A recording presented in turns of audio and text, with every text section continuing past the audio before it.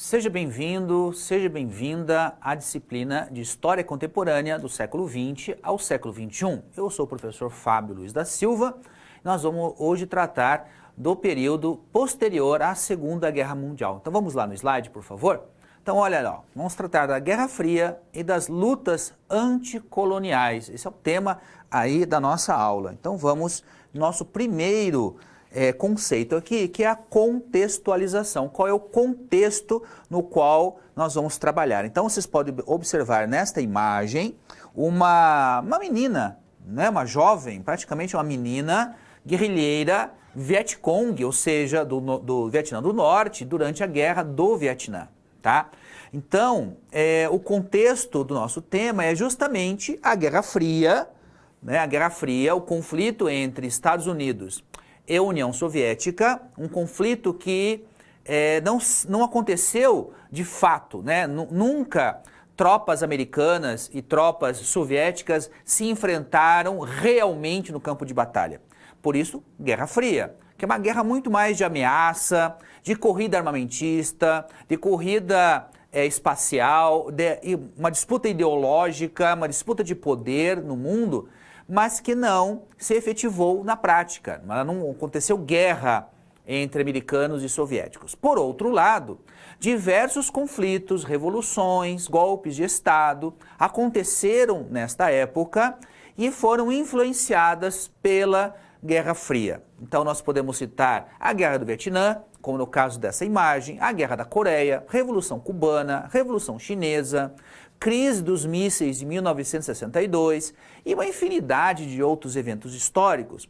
Eles têm como pano de fundo a Guerra Fria, que foi uma época de paranoia nuclear, que o grande problema da disputa entre soviéticos e norte-americanos, entre União Soviética e Estados Unidos, é justamente a possibilidade de destruição completa do mundo, não é? A destruição mútua inevitável. Destruição mútua inevitável. Por quê? Ora, se americanos e soviéticos realmente se enfrentassem de forma nuclear, jogando mísseis, bombas nucleares uns nos outros, o mundo inteiro ia sobrar, não ia sobreviver. Todos iam morrer, todo mundo ia morrer. Tá? Conta-se, né? Havia uma lenda urbana que só as baratas sobreviveriam a uma guerra nuclear. Então, o fato da guerra não ter acontecido, né, entre americanos e soviéticos não elimina outros conflitos armados. Então, americanos e soviéticos acabaram influenciando de um lado do outro conflitos como a Guerra da Coreia, por exemplo. Por isso que tem a Coreia do Norte e a Coreia do Sul. Até hoje é um problema, né? A Coreia do Norte continua sendo um problema para os americanos, né? A Coreia do Sul capitalista e a Coreia do Norte comunista. O Vietnã, houve uma época que havia Vietnã do Norte e Vietnã do Sul.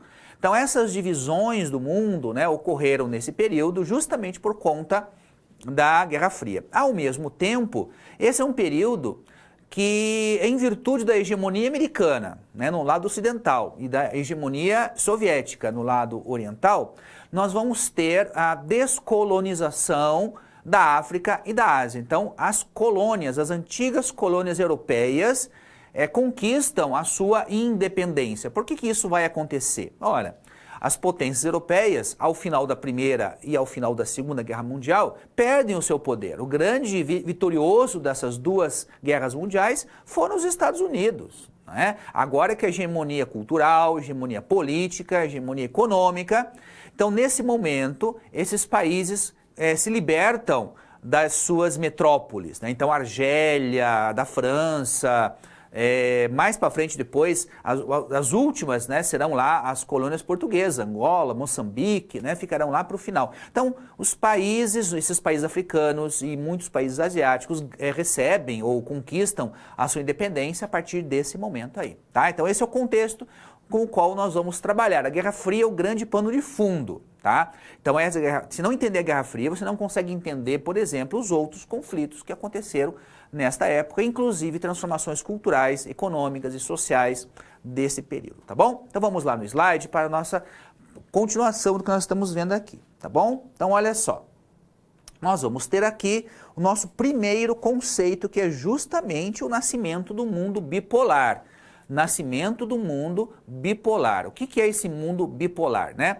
bipolar, são os dois polos, né? Dois lugares opostos, né? O polo norte e o polo sul. O polo positivo e negativo, então são lados opostos. No mundo bipolar, porque havia dois lados. O lado capitalista, liderado pelos Estados Unidos, e o lado comunista, liderado pela União Soviética.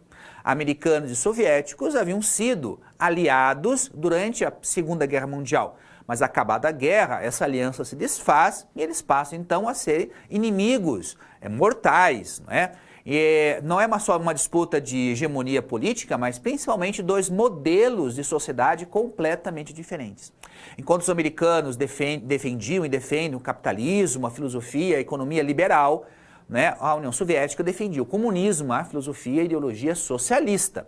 Então esses dois polos. O restante do mundo ou se encaixava de um lado ou do outro.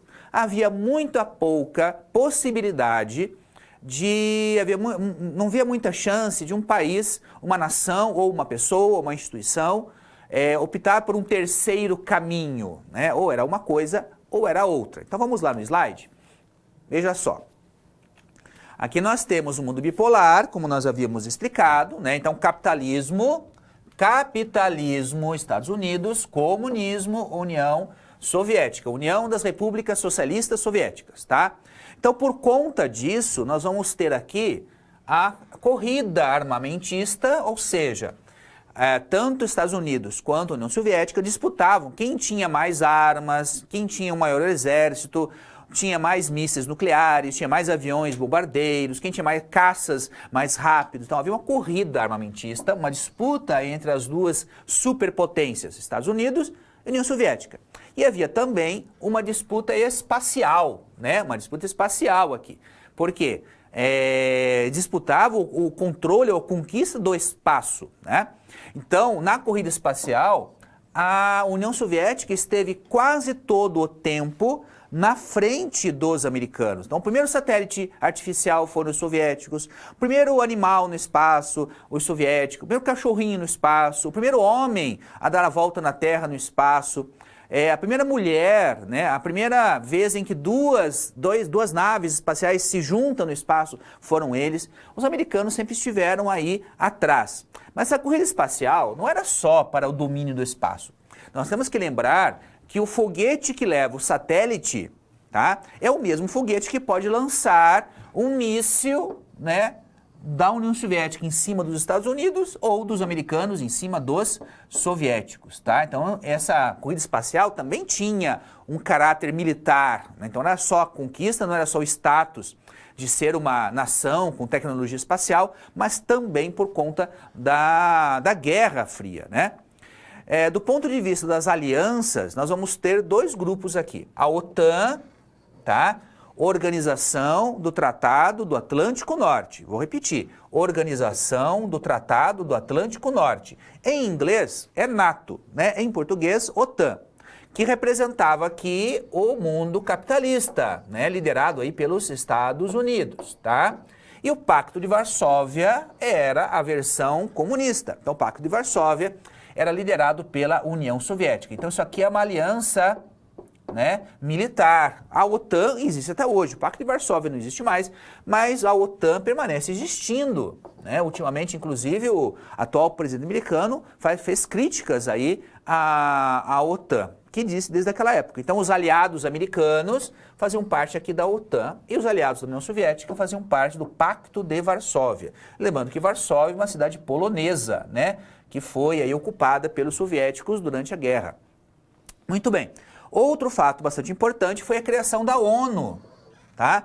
Organização das Nações Unidas. Organização das Nações Unidas. Uma tentativa de unir os países para que eles, então, pudessem resolver os seus problemas de forma pacífica, negociada, que não houvesse a necessidade de guerras mais. A ideia era essa. É claro que isso nem sempre vai funcionar, mas a ideia da ONU é essa e permanece existindo até hoje, né, a Organização das Nações Unidas e com muitos órgãos que são ali vinculados a ele, como a Unesco, né, a Organização Internacional do Trabalho e várias outras organizações internacionais que procuram, então, tratar os conflitos por meio da negociação, tá bom? Vamos lá no slide agora para ver algumas imagens dessa época aqui, tá? Então veja aqui, nós temos uma uma propaganda anticomunista, tá? Americana. Então, o comunismo, né, era visto pelos americanos e por todos os seus aliados como uma coisa ruim. Então, veja só, né, como seria a América, e a América aqui, ele está se referindo aos Estados Unidos, né?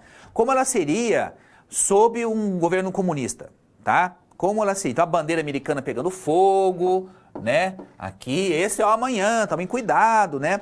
Porque havia toda uma paranoia a respeito da presença de espiões, né?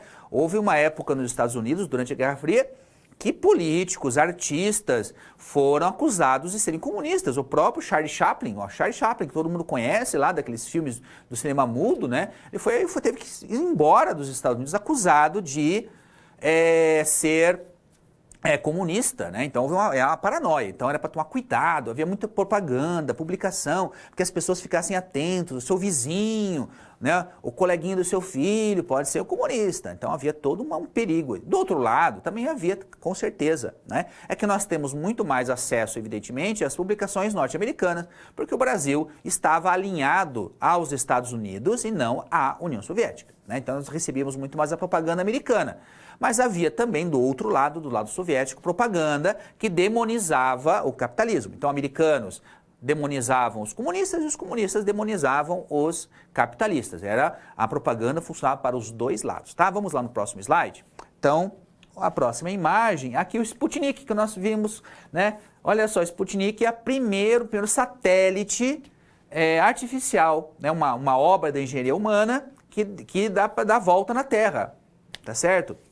Hoje é tão comum os satélites, tem milhares deles aí, tem tudo quanto é tamanho possível e imaginável, né? Fazendo as comunicações, tirando foto aqui da Terra, né? Você vai lá no Google, por exemplo, naqueles mapas lá que você tem, são tirados de satélite, né? Tem vários desses satélites que giram em torno da Terra o tempo todo, permitindo a comunicação entre as pessoas, não é?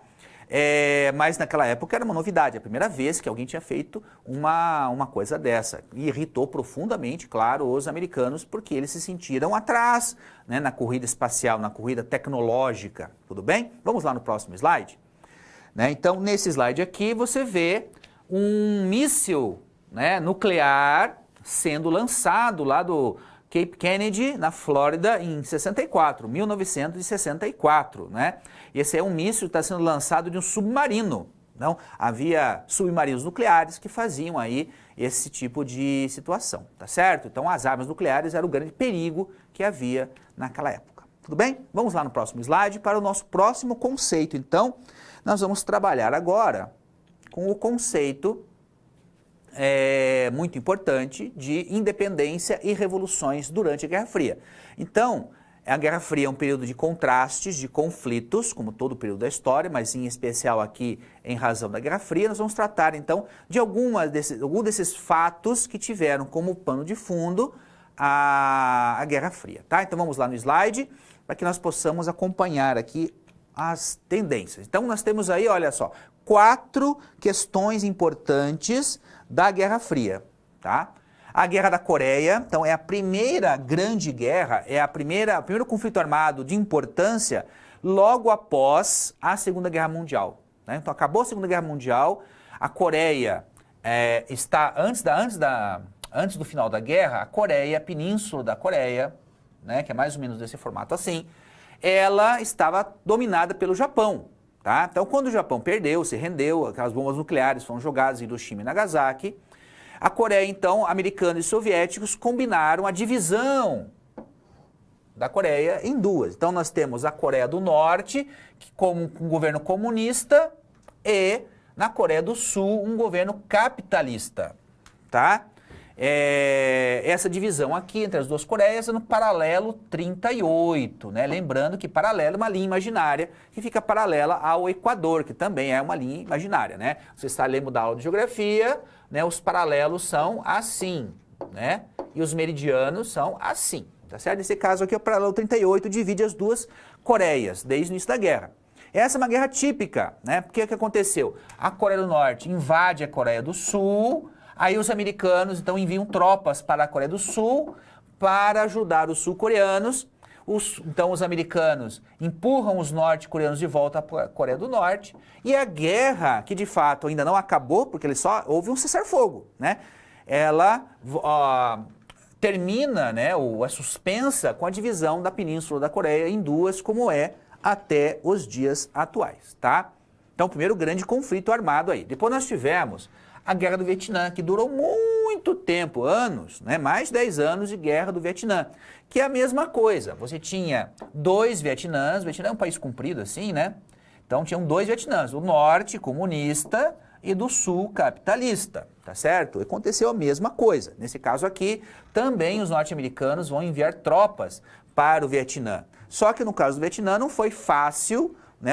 Depois de anos de guerra e de muita crítica do próprio povo americano, muitos americanos não aprovavam essa guerra, havia muita crítica à guerra do Vietnã. Depois de muito tempo, os americanos retiraram as suas tropas daqui, e isso é visto por muita gente como uma derrota americana, né? Os americanos saíram, né? Foram derrotados, porque é claro que os americanos, ao longo do tempo, poderiam ter ganho a guerra, poderiam ter jogado bomba atômica aqui, destruído totalmente a Coreia do Norte. Por que os americanos não jogaram a bomba atômica lá nos vietnamitas? Porque agora nós estamos vivendo a Guerra Fria. Jogar uma bomba atômica na Coreia do Norte, apoiada pelos soviéticos, era começar a Terceira Guerra Mundial. E isso ninguém queria, tá certo? Tivemos também a Revolução Chinesa, tá? Então, o momento em que a China torna-se comunista, tá? A China comunista, como é até hoje, o Partido Comunista ainda governa a China, em que pese a sua economia estar muito mais próxima de uma economia capitalista do que uma economia comunista, em todo caso, é o Partido Comunista que governa lá ainda. Então nós tivemos a Revolução Chinesa. A China torna-se uma potência comunista e, claro, vai se aliar à União Soviética, mas vai ser uma aliança muito complicada, né? Então, a União Soviética, evidentemente, apoia a China, mas os chineses, eles vão disputar o poder com os soviéticos dentro do grupo dos comunistas. Então, dentro do grupo dos países comunistas, a China vai disputar poder com a União Soviética, tá?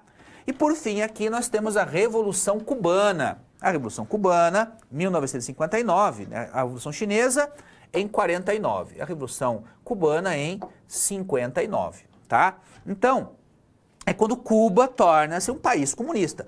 E Cuba, ser um país comunista, é muito interessante, né? Porque Cuba fica muito próxima aos Estados Unidos. É uma ilha, se você procurar no mapa, ali na América Central, naquelas ilhas do Caribe, tem uma ilha compridinha ali, bem próxima à Flórida, onde fica Cuba, que é 150 quilômetros, 150 quilômetros de distância entre Cuba e Estados Unidos. E esse paísinho pequenininho tornou-se comunista bem nas barbas dos Estados Unidos, tá? Então, a existência de um país comunista tão próximo aos americanos preocupou muito os americanos, né? E até hoje há um conflito, uma encrenca entre eles por conta de Cuba ser um país socialista, comunista e assim por diante, tá certo? Então, temos que todos esses são eventos que podem ser ou devem ser explicados pela Guerra Fria, né? Tá no pano de fundo disso é a própria Guerra Fria. Vamos lá no slide, por favor, para a gente ver agora as imagens que nós temos aqui, tá? Essa é uma imagem dos soldados americanos na Coreia, 1950. A Guerra da Coreia foi de 50 a 53, tá? 50 a 53. Então, os soldados americanos lá na Coreia.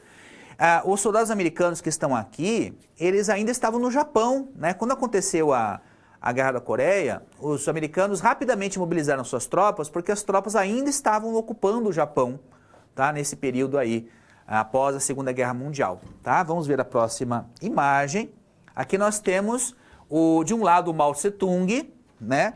Ou Mao Zedong, como se fala hoje, né? Hoje se pode ler Mao Tse-tung, que é o mais tradicional, ou Mao Zedong, tá? Que é uma forma de escrever o nome dele na nossa língua mais contemporânea, mais moderna. E aqui o Stalin. Então tá aqui o Stalin, né, o governante, o ditador, né, lá da União Soviética, e o Mao aqui, o ditador, governante da China, tá? Então os dois aqui, eles estão reunidos, né, e mostram aí essa aliança né, dos países comunistas, mas como eu falei para vocês, é uma aliança tensa, né? É uma aliança tensa entre os dois aqui. Eles estão do mesmo lado, são comunistas, mas estão tensos em relação a isso, tá? Vamos ao próximo slide. Mais uma imagem. Esse aqui é o Fidel Castro, né, que liderou lá, um dos líderes, né, junto com o Che Guevara e outros, liderou a revolução em Cuba, tomando o poder. Aqui é o Fidel Castro em Washington, em 59, logo após a Revolução, né? A princípio, o Fidel Castro não ia implantar um regime comunista lá, né? Se você estudar a história da Revolução Cubana, você vai ver que os americanos marcaram bobeira mesmo aqui, né? Permitindo um vácuo que foi aproveitado pelos soviéticos, né? Deram poder à União Soviética de controlar Cuba. Durante toda a Guerra Fria, Cuba esteve ali sob a proteção da União Soviética. Tudo bem? Então vamos lá no próximo slide, para que a gente possa trabalhar o nosso próximo conceito, tá certo? Então, até agora, nós podemos ver, olha só, independência e revoluções durante a Guerra Fria. Independências e revoluções durante a Guerra Fria. Então, além da Guerra da Coreia, Guerra do Vietnã, Revolução Cubana e Revolução Chinesa, nós temos as independências, né? Várias independências, vários conflitos em relação a isso. Por exemplo, o conflito do Canal de Suez. O Canal de Suez é um canal, é uma valeta, né? um canal que liga o Mar Vermelho, tá, ao Mar Mediterrâneo, bem no Egito, tá? E aquilo ali era controlado pelos ingleses. Os ingleses controlavam esse canal. Então permitia que navios que estavam no Oceano Índico pudessem chegar ao Mediterrâneo e, portanto, à Europa, sem precisar contornar a África ou dar a volta na Terra, tá certo? Então esse canal permitia isso.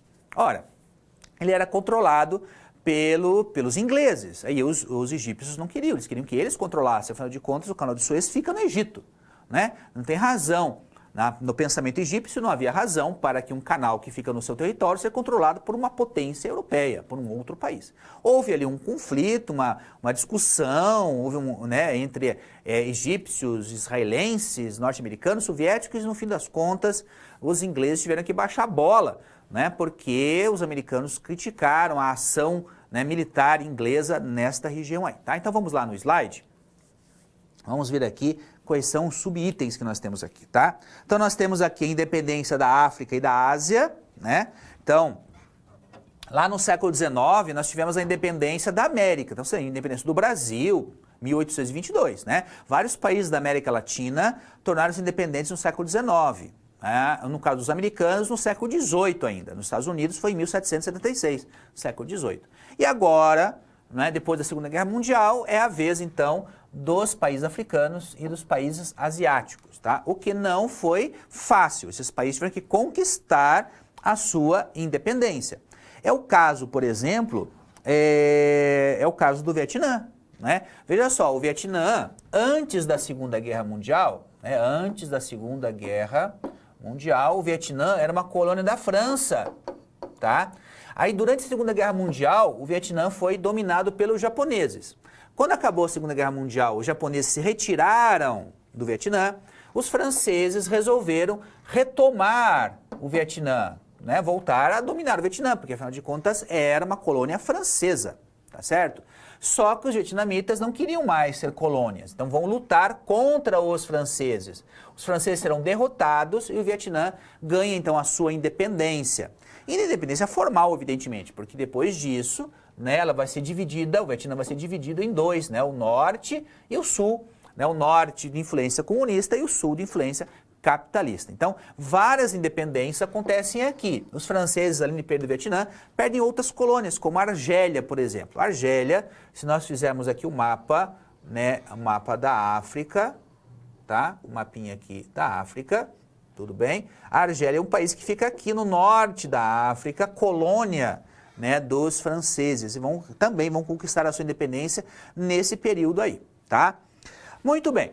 Durante a Guerra Fria, era um mundo bipolar, tá? Mundo bipolar, tinha dois polos, ou você era aliado dos americanos, ou você era aliado dos soviéticos, não tinha opção.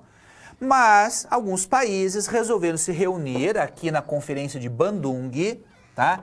Na Indonésia, Então, o que foi essa conferência aí? Conferência é uma reunião, tá? Então, representantes de vários países que não queriam nem estar alinhados com os americanos nem com os soviéticos, os não alinhados, né, na mesma linha.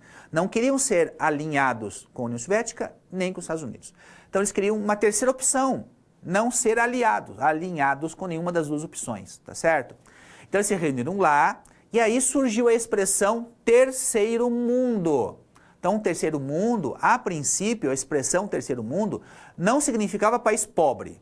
Tá? Porque hoje, quando você fala assim, o Brasil é terceiro mundo, que tal país é terceiro mundo, né? Primeiro mundo, nossa, isso é coisa de primeiro mundo. Essa expressão hoje significa país mais desenvolvido, país menos desenvolvido. Tem primeiro e terceiro. E poucas pessoas fazem a pergunta, e o segundo, né? Tem país de primeiro mundo, país de terceiro mundo, e o país de segundo mundo seria o quê? Então, originalmente era assim, primeiro mundo eram os capitalistas, tá? Segundo mundo eram os socialistas e comunistas. E terceiro mundo eram aqueles que não queriam nem ser nenhum e nem o outro, eram os não alinhados. Tá? Então eles se reuniram lá na Indonésia e publicaram um documento no qual eles estavam tentando marcar a sua independência política e ideológica em relação ao mundo bipolar. Eles não queriam esse mundo bipolar, eles queriam uma terceira possibilidade, não ser alinhados. Mas como esses países eram, né, invariavelmente pobres, então, a expressão terceiro mundo passou a designar ao longo do tempo, mudou o significado para país pobre, né? Em vez de ser de país que não queria se alinhar com americanos e soviéticos. Tudo bem? Então, a conferência ela marca aí o surgimento de uma tentativa de uma outra visão, tá? Mas que não vai funcionar na prática, não vai funcionar muito bem não. Tá. Por fim, nós temos ali no nosso slide a Revolução Iraniana, a Revolução no Irã, tá certo? O Irã é um país lá da Ásia. Então, se nós pensarmos no mapa da Ásia, nós temos ali Israel, a Jordânia, né, o Iraque e aí o Irã. O Irã é onde ficava a Pérsia, no mundo antigo era a Pérsia, é o Irã. O Irã ele era uma monarquia, tá certo? E vai acontecer uma revolução muçulmana, tá? Então, de uma monarquia que era apoiada pelos Estados Unidos, passou a ser um governo teocrático, né? Porque ele é governado pela religião muçulmana. O seu governante tem um vínculo muito forte com a religião muçulmana, tá? E por conta disso, o Irã, né, por conta dessa revolução lá naquela época da Guerra Fria, continua tendo conflitos com os Estados Unidos. Recentemente houve um conflito, quase uma guerra, né, quando os iranianos, o governo iraniano, derrubou um drone americano. Então, o Irã acusou os americanos de estar espionando seu território com um drone, derrubaram esse drone, quase que o Donald Trump lá autoriza o uso de força militar, ou seja, uma invasão, um bombardeio do Irã, o que levaria, claro, a uma guerra cujas consequências a gente não pode prever, né? Mas seria bastante grave se acontecesse, tá certo? Então vamos lá no slide novamente. Então vamos ver aqui algumas imagens, aqui uma escola no Congo belga, tá? Aí existem dois Congos na África, o Congo belga, como o nome diz, era o Congo que pertencia à Bélgica, tá? Em 1914, então aqui eles apresentando, né, uma sala de aula, vocês podem ver que tá lá em cima tem a África e tem lá a Bélgica, né? Então, como eles iam aprender aqui a serem bons coloniais, né? Essa outra aqui é o Gandhi, né? Que tem uma influência muito grande na independência da Índia. A Índia pertencia à Inglaterra e a Inglaterra perde então a Índia consegue a sua independência, tá? E por fim aqui uma foto dos líderes da Conferência de Bandung em 1955, tá? Então são aqui elementos imagens que mostram essas coisas, ilustram a nossa fala. Tudo bem? Vamos aqui então para a nossa próxima atividade, que é a resolução. Opa, podemos ir lá no slide? Pode pôr no slide, por favor. Ali, Guerra Fria e a polaridade ideológica. Resolução da situação problema, tá? Então, nós vamos falar da Guerra Fria e a polaridade. Então, apresentando a SP. Situação, problema. Diz assim, ó. Nessa SP, vamos refletir sobre o contexto que a Guerra Fria criou para acontecimentos de sua época, ou seja, da época da Guerra Fria. A polaridade ideológica, os dois polos, né, capitalismo versus socialismo, dificultava uma análise mais profunda dos conflitos. Porque esses conflitos nunca são muito simples, assim como a gente pode imaginar. Então, existia polaridade, mas a relação internacional entre os países é muito mais complexa do que só dois lados, tá? Existem muitos interesses em jogo nessas questões, não é uma coisa muito simples, não. Então, vamos lá na problematização da SP. Sabemos que, durante a Guerra Fria, a polaridade capitalismo versus comunismo era marcante e dificilmente alguém, instituição ou nação conseguia defender outra possibilidade, tá? Então, vamos pensar sobre a seguinte questão. O movimento pelos direitos civis nos Estados Unidos deve ser reprimido como ameaça comunista em território americano, tá? Então, vamos explicar isso aqui. O que é esse movimento pelos direitos civis nos Estados Unidos? Vamos lembrar que nos Estados Unidos havia leis que dividiam a população em brancos e negros. Então havia escola para branco, escola para negro, calçada para branco, calçada para negro, bebedouro de água para branco, bebedouro de água para negro, né? Loja para branco, loja para negro. E não era só uma questão de preconceito cultural, era lei. Lei. Um estabelecimento para brancos não deveria, não era proibido receber um negro e vice-versa, tá? O Elvis Presley, por exemplo, famoso cantor de rock, né? Uma das primeiras apresentações públicas dele foi numa casa noturna para negros. Ele estava agindo contra a lei, ele podia ser preso. Um branco cantando numa casa de espetáculo para negros era contra a lei, tá? Então, na década de 50 e 60, começam a acontecer movimentos pelos direitos civis. Então, os negros se movimentam, negros norte-americanos, pelos seus direitos, para serem iguais aos brancos, acabar com essa separação. Mas para muitos norte-americanos, esse movimento negro, pelos direitos que eles achavam que tinham, era uma questão, era comunista, né? Porque tudo que era contra o governo, contra qualquer crítica ao governo capitalista, logo já era chamado de comunista. Então vamos lá no slide para continuar a nossa situação problema, tá?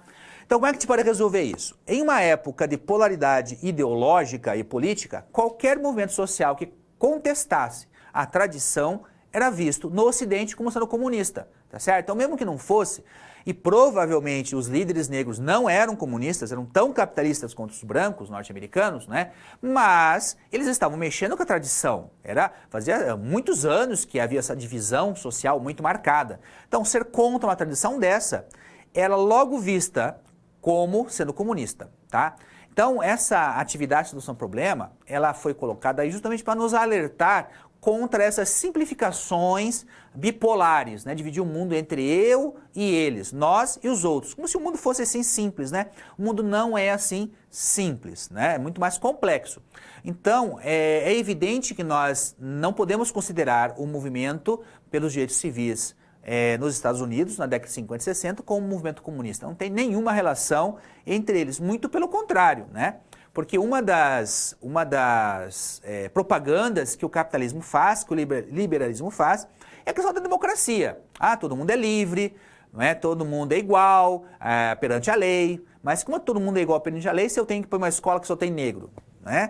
Eu não posso frequentar aquela outra escola porque ela é melhor, mas ela só pode ter brancos, né? Então, quando a Suprema Corte Americana, é o órgão máximo lá, determinou que a segregação nas escolas era proibido, isso foi um choque para a população, né? Para os brancos, evidentemente, tá? Que não queriam que os negros estudassem nas mesmas escolas, tá certo? Então, nessa situação problema, nós podemos concluir que não, a gente não pode considerar o movimento por direitos civis como um movimento comunista dentro dos Estados Unidos, tá? Não havia ligação direta entre uma coisa e outra, mas pelo momento bipolar, pelo momento dicotômico daquele tempo lá, qualquer movimento que contestasse a ordem ou a tradição era já considerado comunista, assim como lá na União Soviética, do lado soviético, era a mesma coisa. Qualquer tentativa de criticar o governo comunista já era chamado de capitalista, tá certo? E aconteceu também eventos lá semelhantes aos eventos que aconteceram também aqui no Ocidente, tá bom? Então vamos lá no slide para a nossa próxima atividade, tá? A nossa questão é sobre o terceiro mundo. Essa é uma questão da interação, né? Então, é uma questão do ENAD. ENAD é o Exame Nacional do Ensino Superior, os alunos fazem ao final do curso, tá? Muitos alunos fazem, inclusive os alunos de História. Então, vamos ler a questão do ENAD. Diz assim: no seu nascedouro, ou seja, no início, a palavra descolonização já vem carregada de ideologia, parecendo definir um destino histórico dos povos colonizados. Então, no caso aqui, nós estamos falando especialmente da África e da Ásia. Então, a África e a Ásia muito foram colonizadas durante o século XIX, o processo de imperialismo e colonização do século XIX, né? Então, os países industriais como a França, como a Inglaterra, e mais tarde a Alemanha, desejavam ter colônias, né? Então, a África e a Ásia foram dominadas, foram conquistadas por esses países, tá? Muito bem. Depois de ter colonizado, o europeu descoloniza, estando, pois, implícita a vontade do país colonizador de abrir mão de pretensos direitos adquiridos em determinado momento. Então, veja só, o autor desse texto está criticando a expressão descolonização, que muitas vezes é encontrada nos livros didáticos, na descolonização da África e da Ásia. Porque a palavra descolonização dá a impressão que a iniciativa partiu dos colonizadores, né, da metrópole, da Inglaterra ou da França. Fica parecendo que foi a França que quis soltar, libertar aquele país, né? Então, a generalização do termo implica, de certa forma, uma interpretação eurocêntrica da história, né? Eurocêntrica, a Europa no centro da história. Então, é uma crítica a essa expressão quando aconteceu a independência dos países, né, da África e da Ásia, lá na segunda metade, principalmente na segunda metade do século XX. Ou seja, a noção de que só a Europa possui uma história, ou uma história importante, e é capaz, então, de elaborá-la. Então, os outros países não teriam história, né? Os outros não têm história, nem passado a ser contado, nem futuro a ser elaborado. Então, uma crítica aqui da Maria Linhares, tá certo? Muito bem. Agora a questão. O enunciado diz assim: nas décadas de 50 e 60, as reivindicações das ex-colônias africanas e asiáticas, como a Argélia, por exemplo, que era colônia francesa, ou Vietnã, colônia francesa na Ásia, resultaram em alterações na dinâmica bipolar do sistema internacional da Guerra Fria. Então vamos relembrar que a Guerra Fria dividiu o mundo em duas partes, né, um mundo capitalista e um mundo socialista, e a independência desses países, né, da África e da Ásia, vai mexer com essa dinâmica bipolar, porque ao tornar-se dependentes, alguns países vão aderir ao sistema comunista, outros ao capitalista e outros a outras possibilidades, tá? Muito bem. Então, por meio do movimento de países não alinhados, MPNA, os países do terceiro mundo buscaram reescrever a sua história e elaborar projetos próprios para o futuro. Então, esse movimento aqui defendia um não alinhamento automático nem aos comunistas nem aos capitalistas, mas um futuro próprio, tá? A respeito da descolonização do mundo afroasiático e da formação do terceiro mundo, constata-se que, tá? Constata-se que. Então vamos ler a primeira alternativa aqui. A, o não alinhamento implicou a recusa a qualquer forma de cooperação com algumas das superpotências? Será que isso é verdade, né? Não, veja só, não é isso que está dizendo ali. Não é que eles não vão cooperar, eles não vão se alinhar automaticamente a um projeto comunista ou a outro projeto capitalista, tá? Alternativa B. O discurso terceiro-mundista, a ideia da existência do terceiro mundo, esboçado na Conferência de Bandung, lá em 1955, consolidou-se no movimento nos países não alinhados, denunciando o subdesenvolvimento como fruto da dominação imperialista. Então eles estão dizendo, olha, a nossa pobreza aqui, tá, deve-se justamente à briga de vocês aí, né? Se vocês se tornam imperialistas e agora nos dominam, tá? Então, evidentemente que esta aqui é a alternativa correta. O discurso terceiro-mundista denuncia que o imperialismo domina aqueles países e, portanto, o subdesenvolvimento seria consequência disso, tá certo? Então, a letra C, né, a letra D e a letra E evidentemente estão incorretas, e é isso que nós temos a respeito da atividade de interação. É o nosso próximo conceito que nós vamos estudar, que é pensadores, contracultura e projetos na segunda metade do século XX. Tá? Vamos falar agora sobre a segunda metade do século XX do ponto de vista da cultura, da contracultura, dos pensadores e assim por diante. Tá? Então vamos falar da Revolução Cultural. O que é essa Revolução Cultural aqui? Vamos só diferenciar esta Revolução Cultural aqui de outra Revolução Cultural. Houve uma chamada Revolução Cultural na China, tá? Na década de 60, não é essa revolução cultural aqui, é outra revolução cultural. O que nós estamos falando aqui é de uma revolução nos comportamentos das pessoas, tá? Então acontece, na década de 50 e 60, o chamado nascimento da juventude, tá?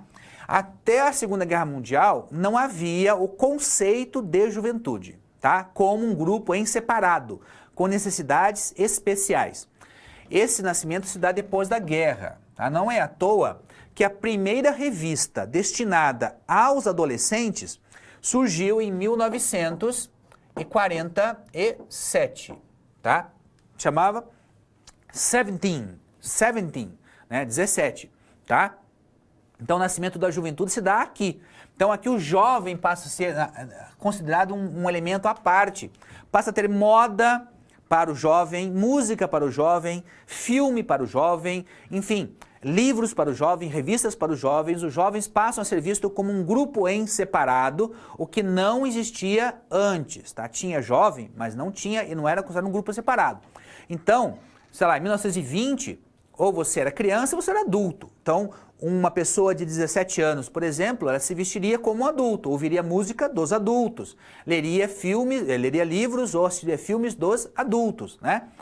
Não havia nada próprio para a juventude. Mas agora não. Então, após a Segunda Guerra Mundial, acontece o nascimento da juventude, o que muda muito, porque ser jovem passa a ser o objetivo das pessoas, tá? Não é à toa que o número de cosméticos, de cirurgias plásticas, né, tudo isso vai crescer a partir dali, que todos querem ser jovens, né? Ser jovem passa a ser o objetivo da vida das pessoas, tá?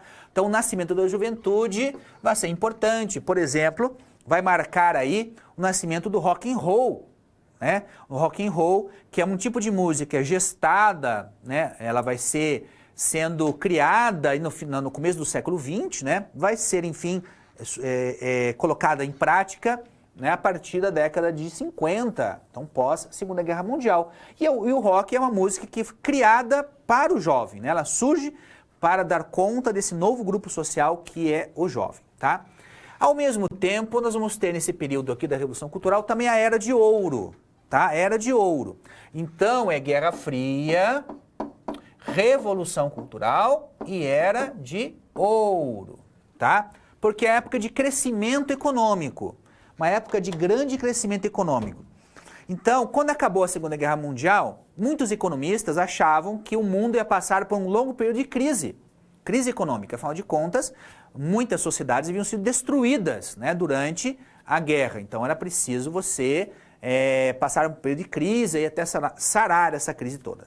Mas, na verdade, isso não vai acontecer, né? A recuperação econômica vai ser muito mais rápida do que se imagina, e o período das décadas 50 e 60 são períodos de crescimento econômico muito grande no mundo inteiro, inclusive no Brasil. Se nós pensarmos aí na construção de Brasília, a vinda das montadoras de automóveis para o Brasil, elas são frutos dessa época, desse crescimento econômico. Havia dinheiro suficiente para desenvolver várias regiões do mundo, inclusive o Brasil, né? Então, a Europa é reconstruída pelo Plano Marshall, então há uma economia crescendo. E esse crescimento econômico ajudou na constituição da juventude, porque agora nós temos jovens que vão ficar mais tempo na escola do que os seus pais, do que os seus avós, portanto precisam ser sustentados mais tempo, eles vão entrar mais tarde no mercado de trabalho. E esses mesmos jovens que não vão trabalhar, vão consumir o rock and roll, o jeans, né, a moto, o filme do Elvis Presley, tá? A vitrolinha, o disco de vinil. Então, tudo isso vai ser consumido por esse jovem. Por que eles podem, então, fazer tudo isso? Por que eles podem comprar tudo isso? Porque seus pais têm dinheiro, né? Houve um crescimento econômico, esse é um período de crescimento econômico. Se você lembra, você pode procurar até na internet, os carros dessa época eram carros imensos, gigantescos, né? Porque a gasolina era muito barata, tá certo? Então havia fartura disso. Claro que não era para todo mundo, mas de maneira geral houve um crescimento econômico. Vamos voltar naquele slide lá? Então olha só, mudanças na estrutura familiar. Outra coisa que vai mudar aqui são as famílias, né? O tamanho da família vai diminuir. Primeiro porque se urbaniza, né? Cidades cada vez maiores, apartamentos e casas cada vez menores. Tá? Então as famílias tinham que ser menores. Não era mais possível, morando numa cidade grande como Nova York, por exemplo, ou Berlim, ou Paris, ou Londres, uma pessoa ter 10 filhos, 15 filhos, 13 filhos, que era o comum, né? No início do século XX era muito comum ter muitos filhos. Então essa quantidade de filhos foi diminuindo, em parte por conta da urbanização, né? Exigiu famílias menores. Por outro lado, uma invenção científica muito importante foi a pílula anticoncepcional. Pílula anticoncepcional, tá? Então, na década de 60, a pílula foi inventada e a partir dali, as pessoas, especialmente as mulheres, podiam evitar filhos, né? Com muito mais segurança do que antes. Tá? Então, antes dependia da tabelinha, dependia dos preservativos, agora não, agora se tinha a pílula anticoncepcional, podia agora planejar, né, se ia ter filhos, quando ter filhos. Então, as pessoas passaram a ter filhos mais velhas, casarem mais velhas e terem filhos mais velhos e menos filhos. E agora podiam evitá-los com a pílula anticoncepcional, tá? Então, isso aqui vai mudar a estrutura familiar, né? Então, famílias... O tipo de família, aquela família grande, né, que morava todo mundo, avô, avó, os tios, os sobrinhos, os netos, todo mundo junto, vai desaparecendo aos poucos. Claro que isso não se dá ao mesmo tempo em todos os lugares do mundo, né? Há países que isso vai ser mais rápido, países que isso vai ser menos rápido, mas vai existir. Ao mesmo tempo dessa revolução cultural, nós vamos ter a chamada cultura de massas, aquela cultura de massa que tem o seu início lá no início do século XX, agora chega com a televisão, né? A televisão, apesar de ter sido inventada na década de 30, ela só se torna popular depois da Segunda Guerra Mundial. O cinema e a música, rock and roll, do qual nós já falamos. Então tudo isso aqui é cultura de massa, cultura para ser consumida pelas massas. Então vamos na próxima imagem, tá? Olha só aqui os Beatles, em 63, que faz parte desse movimento de renovação musical, né? Famosíssimos Beatles, até hoje, né? Todo mundo conhece os Beatles, mesmo que não goste, mas ouviu falar, conhece, sabe quem são e assim por diante, né? Uma outra imagem aqui, nós temos um Ford de 64, né? Então aquele carro imenso, né, do qual nós havíamos falado aqui, ó, um bebedor de gasolina, porque a gasolina era muito barata nessa época aqui, então os carros eram muito grandes, né? E aqui, jovens, né, são os jovens rebeldes da década de 60, né, os jovens que se rebelavam contra os mais velhos, contra a estrutura e assim por diante. Aqui nesse exemplo, estão jovens londrinos de 1966, né, aí na imagem, para nós vermos. Então, com isso nós podemos ir para o nosso próximo conceito aqui, tá? Que é pensadores, contracultura e projetos na segunda parte do século XX, com a arte, os hippies e 68, tá bom?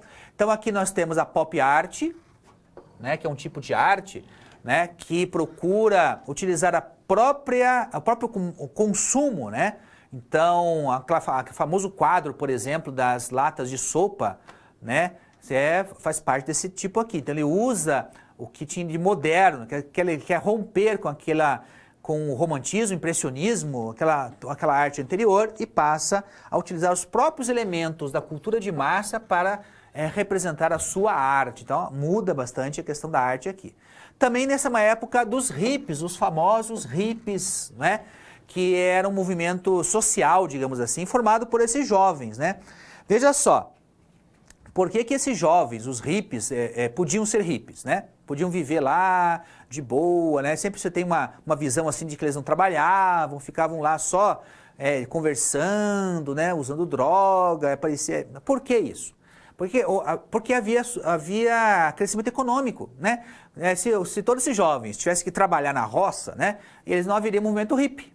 tá certo? Então o movimento hippie faz parte desse crescimento econômico. Eles tinham tempo e tinham quem o sustentasse, porque alguém tinha que sustentar essas pessoas, né? O movimento hippie tinha que ter essa sustentação econômica. Só num país, então, numa sociedade que havia fartura, que um movimento como esse podia existir. Então, um movimento contra as guerras, né? Contra a guerra do Vietnã, por exemplo, a paz e amor, né? Havia muitos desses ditados do paz e amor, contra a cultura, contra a cultura hegemônica, contra o capitalismo, contra a guerra, contra a dominação, contra a exploração, mas os hippies nunca chegaram a escrever ou a criar uma proposta teórica, né? Uma proposta ideológica, uma proposta filosófica alternativa, substancial àquilo que eles tinham, né? Eles eram muito contra, né, mas não tinham nenhuma proposta sólida para apresentar para o lugar disso, né? Então, foi um movimento muito importante nesse período ali. E o último item naquele nosso slide ali é 1968, tá? 68 foi um ano, ó, tá lá no quadro de novo, foi um ano que revolucionou o mundo, muitas coisas aconteceram nesse ano aqui, ele é marcante, tá? Marcante. Aqui no Brasil houve passeatas contra o regime militar, houve problemas na Tchecoslováquia, houve movimentos grevistas na França, no México, o mundo estava agitado. 68 foi o ano da agitação política no mundo inteiro. Tá? No mundo inteiro houve muitas agitações contra o comunismo, contra o capitalismo, contra os governos, né? Estudantes, operários, trabalhadores. Então foi um ano muito agitado, houve muitas agitações políticas, né? E existem muitos livros só sobre esse ano, tá? Então há muitos livros, você pode procurar depois na internet para você ver, existem muitos livros que se dedicam apenas a estudar o ano de 68. É um ano muito importante, realmente, porque ele marca ali um auge de alguma coisa que estava acontecendo naquele momento. Vamos lá para o slide? Então olha só, uma foto aqui, né, do Jimmy Carter, tá, com o Andy Warhol. Né, Andy Warhol, né, é um nome difícil de falar, em 77, né, que é um dos mais destacados exemplos da pop art, né, então a pop art tem a ver com isso aí, né, então tá ali, o Jimmy Carter depois vai ser presidente americano, né, e aqui nós temos o próximo, né, que é muito típico, né, do movimento hippie, oferecer flores aos soldados, vão ver muitas fotos, né, de as flores, né, em vez de armas, as flores, né, faça amor, não faça guerra. Então, nesse caso aqui, uma manifestação e uma mulher oferecendo uma flor, então, para o policial, né, para o soldado que está ali. Então, fotografia dos Estados Unidos de 67. E nessa foto aqui nós temos a França em maio de 68. Na França foi uma balbúrdia, né? Houve muita agitação dos estudantes contra a reforma universitária, quebraram coisas, tiraram o calçamento das ruas, barricada, conflito com a polícia, com o exército, bomba de gás lacrimogêneo, foi uma agitação feroz nesse período aqui na França, né? Mas não só na França, se você procurar 68, você vai encontrar um monte de situações semelhantes também em outros países, como a Tchecoslováquia, por exemplo, que tentou lá, em certo momento, sair, né, da dominação da União Soviética, tá bom? Então, nós podemos ir para o nosso próximo conjunto aqui de conceitos, tá? Falando ainda sobre a cultura e a contracultura, projetos da segunda metade do século XX, tá? Então, nós vamos falar agora da crise do petróleo, do neoliberalismo, que critica o keynesianismo, e a chamada década perdida, tá? Então vamos ver aqui o petróleo, crise do petróleo, começou em 1973, depois vamos falar um pouquinho do neoliberalismo e da década perdida, que é a década de 1980, tá certo? Então, nós podemos começar falando justamente da crise do petróleo, tá? Então, até 73, o petróleo era muito barato, mas muito barato. Por isso aqueles carros eram muito grandes até ali, tá? Em 73, alguns eventos ocorreram que mudou isso. Os países produtores de petróleo aumentaram o preço do petróleo muito, mas repentinamente muito, tornando o petróleo muito caro. E o petróleo, ele era e é um produto importante não só para o combustível, mas tintas, fertilizantes, remédios, tecidos, plástico. O petróleo serve para um monte de coisa, até para vela, até para chiclete. O petróleo serve, tá? Então, quando aumentou o preço do petróleo, os países entraram em crise. Não tinha dinheiro para comprar petróleo, tá? Ao mesmo tempo, o governo americano desvalorizou o dólar. Então, o dólar passou a valer menos. Então, as pessoas, os países, iam comprar petróleo, o petróleo estava mais caro e o dólar mais barato. Isso fazia com que a dificuldade dos países fosse muito grande. Então, a década de 70 e 80 são décadas de crise econômica, tá? Então, nós tivemos da Segunda Guerra Mundial, terminou, 45. Aí um período de crescimento econômico, até 73. 73, aí é uma crise econômica, tá? Então, década de 70, década de 80, década de crise econômica. Quem viveu nesta época, como o professor Fábio, por exemplo, lembra bem como é que era a crise econômica dessa época, que atingiu praticamente o mundo inteiro, inclusive os países comunistas, né? Como a União Soviética e etc, etc, tá bom? Então, um período da crise do petróleo. Vamos lá no slide? Então, o que acontece? Com a crise do petróleo, ocorre uma mudança na hegemonia econômica. Tá? Desde a crise de 29, desde depois da crise de 29, a teoria econômica que estava dominando, que era hegemônica, era a teoria criada pelo John Maynard Keynes. John Maynard Keynes, tá? Então, há uma crítica ao keynesianismo aqui, tá? Então, os economistas liberais, que eram contra as ideias do Keynes, tá? Vão propor soluções liberais. E essas soluções agora serão chamadas de neoliberais, tá? Por quê? Porque liberais são aqueles até essa época. Então, século XIX, liberais. Não tem neoliberalismo no século XIX. Neoliberalismo é na década de 70 e 80, tá bom? Então, os liberais vão criticar os keynesianismos. Liberais, tá? Liberais e keynesianos são capitalistas. As duas são teorias capitalistas, tá? Mas tem propostas diferentes para a crise econômica. Então, quem vai ter hegemonia agora? Serão os neoliberais. Os neoliberais vão ganhar a hegemonia no lugar dos keynesianos, tá? Qual que é a diferença dos dois, professor? Vamos explicar aqui a diferença dos neoliberais e dos keynesianos, tá? É claro que existem muitas diferenças teóricas, mas para a gente entender mais simplificadamente é assim, ó. Quando um país está em crise econômica, como é que o país sai da crise? Para os liberais e para os neoliberais, quanto menos o Estado intervir, mais rápido o país sai da crise. Não tem que fazer nada. O Estado não tem que fazer nada. As crises são naturais, elas são cíclicas, e se você deixar, a crise vai passar sozinha e o país será fortalecido.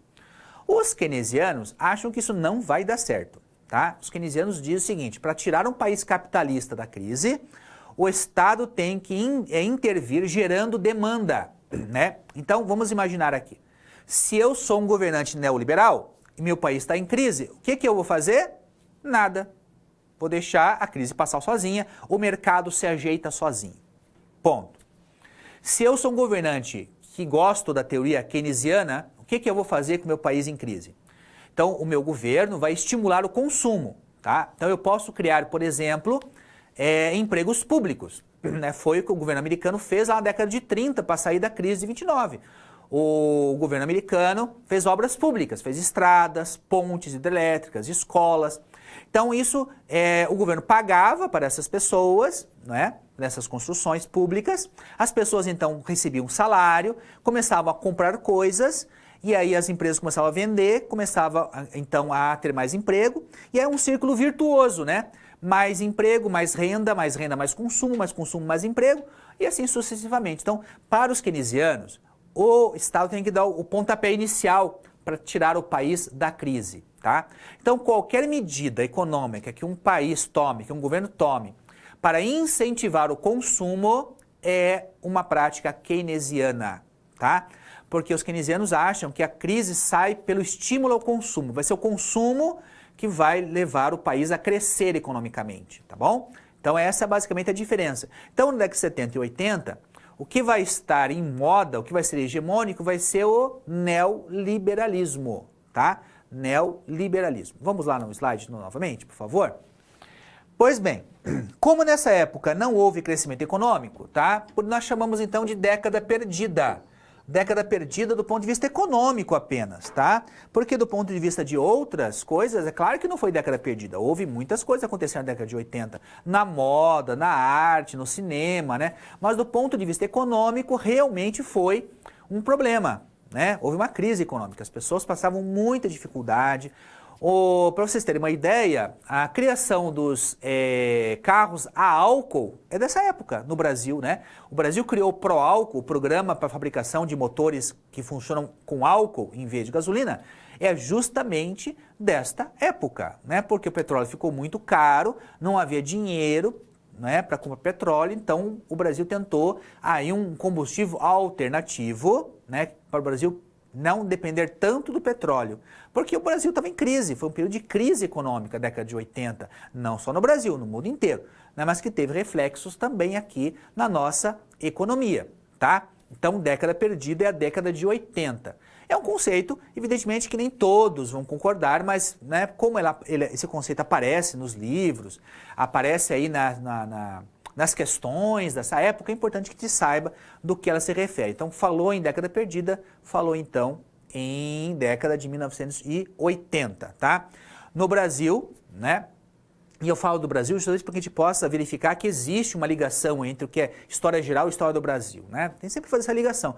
Quando nós trabalhamos com a educação básica, é importante que tenha isso em mente. Então, a história do Brasil, nessa época, é uma história de inflação alta, dívida externa galopante, né? Quem viveu essa época sabe como era difícil, né, sobreviver com aquelas condições econômicas, tá bom? Então, vamos lá para o próximo slide, tá? Então, tá aqui, ó. Combustível, no posto de gasolina, vocês podem ler ali que há o limite de 15 galões que a pessoa podia comprar, né? Havia racionamento de combustível nos Estados Unidos, veja só que interessante, né? Racionamento de combustível, tá? Aqui o Reagan, Ronald Reagan, ele era um ator que tornou-se presidente dos Estados Unidos na década de 80 e é um dos pilares aí do neoliberalismo, né? Uns pilares do governo neoliberal, né? E por fim aqui, para a gente ver, né, um jovem do década de 80. O penteado não nega, né, aquele penteado típico dessa época, né, da década de 80. Para vocês terem uma ideia aí do visual daquela época, tá? Que está na moda, né, ultimamente está na moda também, tá bom? Então vamos lá no próximo slide para continuar a nossa discussão, tá? Então nossa próxima situação problema, nós vamos trabalhar com movimentos sociais, tá? Então, apresentando a situação problema. Então, nessa SP, vamos refletir sobre os movimentos sociais que marcaram as décadas posteriores à Segunda Guerra Mundial. A Guerra Fria é sempre contexto, capaz de iluminar os fatos do período, tá? Então, quais são esses acontecimentos aí? Quais são esses movimentos sociais? Bom, vimos que o movimento feminista das décadas de 60 e 70 esteve relacionado com a emancipação de outros grupos subjugados naquele momento, como as populações africanas, no caso das independências africanas, né, ou da população negra dos Estados Unidos, né, a luta pelos negros, pelos direitos civis nos Estados Unidos, tá? Em que sentido esses movimentos convergem? Em que sentido esses movimentos vão na mesma direção, né? Porque olha só, não é coincidência que você tenha a independência dos países da África e da Ásia, e também a luta pelos direitos civis nos Estados Unidos, ou as manifestações na França, tá? Ou manifestações em outras partes do mundo nessa mesma época, né? E o movimento hippie, e as manifestações contra a Guerra do Vietnã, tudo isso está relacionado a mesmo contexto. Então, como é que nós podemos relacionar isso? Vamos lá no slide? Então, olha só. Resolvendo a SP. O que liga todas essas coisas, né? É a própria Guerra Fria, tá? Mas também a Revolução Cultural dessa época. Então, nós vamos ter aqui, ó, né? Você tem a Guerra Fria, é o contexto geral do que estava ali acontecendo até aquele momento. Então, aquilo que liga esses fenômenos é a própria Guerra Fria, tá? Então, a Guerra Fria é o conflito entre americanos e soviéticos. Então, está aqui a Guerra Fria. Esse circulão aqui. Aqui dentro, então, vão acontecer fatos, guerras, conflitos, revoluções, manifestações, lutas pelos direitos civis e assim por diante. Um monte de coisas aconteceu aqui dentro desse período da Guerra Fria, tá? Que também é um período do crescimento econômico, tá bom? Então, o que está acontecendo nesta época aqui, e que vai explicar tanto a luta pelos direitos civis negros, quanto o feminismo, quanto a independência dos países da África e da Ásia, é justamente uma revolução na cultura das pessoas, tá? Há uma mudança cultural. Isso se deve a muitas coisas, né? Por exemplo, a ampliação da escolaridade. Mais pessoas vão para a escola, né? Isso permitiu que mudasse a mentalidade dessas pessoas, né? Mais jovens estão na escola, porque lembra o nascimento da juventude, né? A época do nascimento da juventude, então eles vão para a escola, tá? Uma época de conflito de gerações, né? Porque a juventude dessa época tinha uma cabeça muito diferente da cabeça dos seus pais ou dos seus avós, né? Era muito diferente uma coisa da outra, tá bom? Se imaginar, por exemplo, que quem tinha lá 16 anos, na década de 60, nasceu depois da guerra. Então, os pais e os avós haviam vivenciado a Primeira Guerra Mundial, né, a crise de 29, a Segunda Guerra Mundial. Então, estavam acostumados a poupar, a ter dificuldade, a usar uma roupa durante muito tempo, o mesmo sapato há muito tempo, né? E esses jovens, da década de 60 e 70, não entendiam isso, né? Eles não conseguiam compreender os seus pais. A discrepância geracional foi imensa, né? O conflito de gerações foi imenso. Eu acho que talvez, é muito difícil dizer de forma absoluta qualquer coisa em história, mas provavelmente o maior desnível entre as gerações tem ocorrido justamente nessa época. Esses jovens não compreendiam seus pais e seus avós, e esses pais não compreendiam esses jovens, né? Por isso, por exemplo, quando esses adultos, né, os pais e avós, viam esses jovens ouvindo rock and roll, dançando aquela música esquisita, movimentando o seu corpo de forma estranha, né? Como Elvis, por exemplo. Em certo momento, os movimentos do Elvis eram tidos como tão sensuais que foi proibido filmar ele da cintura para baixo, né? Porque ele era imoral, aqueles movimentos que eles faziam, né? Havia, inclusive, associações que combatiam esse tipo de música, né? Vinculando, inclusive, o rock and roll à comunidade negra, né? Havia panfletos, por exemplo, criticando o rock and roll como sendo música de negro, não brancos, não ouçam as músicas dos negros, né? Então, faz parte desse contexto todo de mudança cultural. Por isso que nesse mundo em que as coisas estão mudando cada vez mais rápido, né, depois da Segunda Guerra Mundial, que movimentos como pelo direito civis se tornam possíveis, né? Por que não antes? Por que os negros não fizeram esse movimento lá na década de 30, na década de 10, na década de 20? Por que na década de 50 e 60? Porque aqui as coisas mudaram, né? As pessoas estão num novo mundo, há um crescimento econômico e há também uma revolução na mente das pessoas, na cultura das pessoas, né? A guerra vai transformar o mundo. O mundo antes da Primeira Guerra Mundial, da Segunda Guerra Mundial é uma coisa, depois delas é outro mundo, né? Então isso vai contribuir para... no caso dos americanos, né, do Martin Luther King, aquele povo todo, e também pela independência dos países da África. Não cabia mais, né, nesse mundo pós-guerra que os europeus mantivessem as suas colônias, que a Argélia fosse da França, né, que o Egito fosse da Inglaterra, que a Índia fosse da Inglaterra, que o Vietnã fosse da França também. Não havia mais espaço para o colonialismo, né, havia espaço para o imperialismo desta forma. Há outras formas de imperialismo que vão continuar existindo. Mas dessa forma política, de ocupação, né, do território, não faz mais sentido nesse mundo que está mudando tanto quanto estava mudando naquela época lá. Tá bom? Então vamos lá no slide. Então, nós podemos, depois dessa SP aqui, ir para o nosso momento de interação. Tá? Então, depois da Guerra Fria, tá? Então, a nossa discussão da interação é o seguinte: o que acontece depois da guerra? A guerra acabou em algum momento. Normalmente, colocamos o fim da Guerra Fria em 89 ou 91, tá? Aí depende muito se você considera o fim do Muro de Berlim ou o fim da União Soviética. No entanto, ainda sentimos os efeitos daquele conflito. Ainda sentimos os efeitos da Guerra Fria. Então, eu quero que você pense em alguns exemplos de conflitos de hoje, né, ou problemas de hoje, ou características de hoje que se referem ou se remetem ao período da Guerra Fria. Então eu vou dar um minutinho para você pensar, daqui a pouquinho a gente volta para comentar.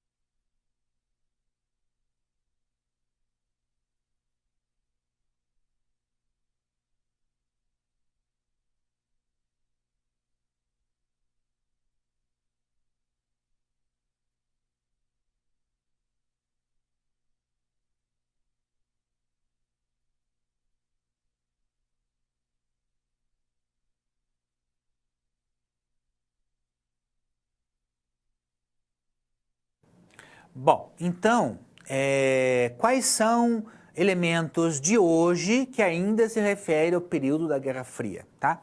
Bom, vamos começar com a Coreia do Norte, né? Qualquer um de vocês, se olhar lá nos noticiários, quase todo dia tem alguma notícia de algum conflito, de alguma encrenca entre a Coreia do Norte e os Estados Unidos, né? Essa semana mesmo, os americanos acusaram a China de ajudar a Coreia do Norte, enfim, tá? Então sempre tem um conflito ali e isso faz parte, né, da herança, né? A existência de uma Coreia do Norte faz parte da herança da Guerra Fria, né? A mesma coisa, a própria existência da China, né? A China é o país que está enfrentando os Estados Unidos, a hegemonia americana, né? Enquanto a economia americana ela está em declínio, né? A economia chinesa está em crescimento e é por isso que o atual presidente americano se debate tanto, né? Ele sabe disso, né?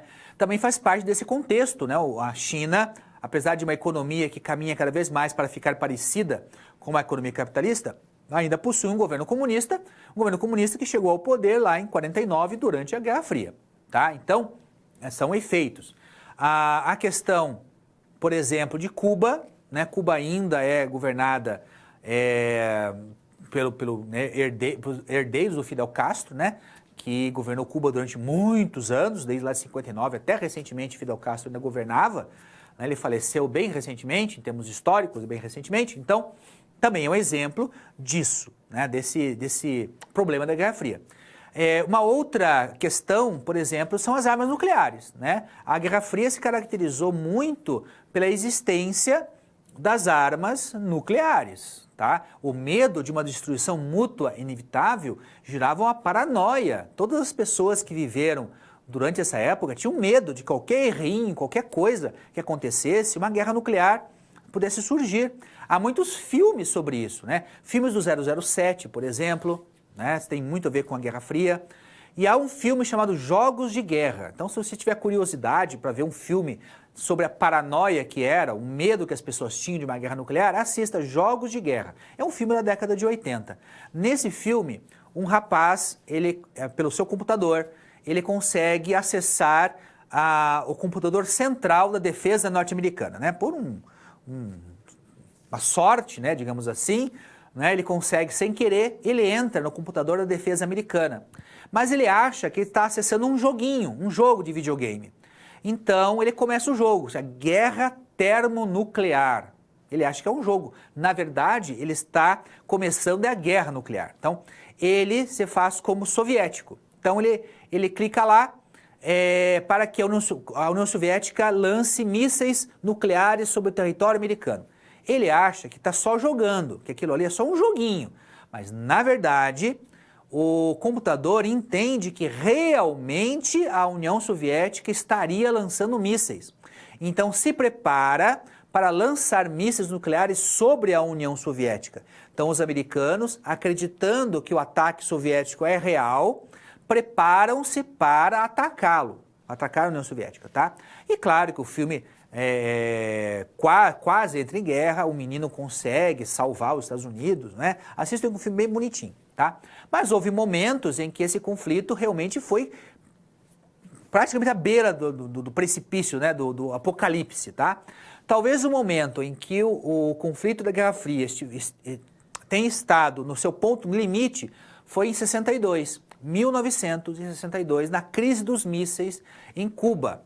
Os soviéticos conseguiram instalar mísseis nucleares secretamente, né, em Cuba. Os americanos, quando descobriram que havia mísseis nucleares em Cuba, já estavam lá os mísseis nucleares, tá? E Cuba fica a 150 quilômetros dos Estados Unidos.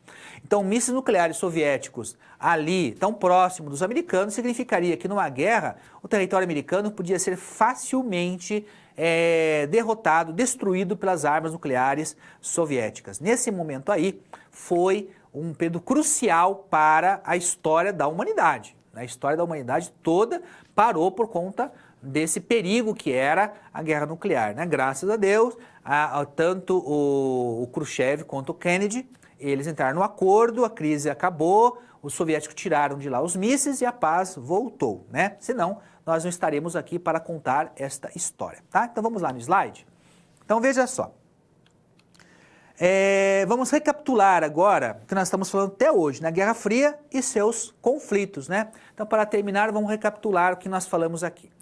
Então, o período pós-guerra tem como pano de fundo, como contexto, a Guerra Fria, tá? É uma disputa ideológica, econômica, de projeto de sociedade, de armas, né? Enfim, é uma competição entre dois sistemas.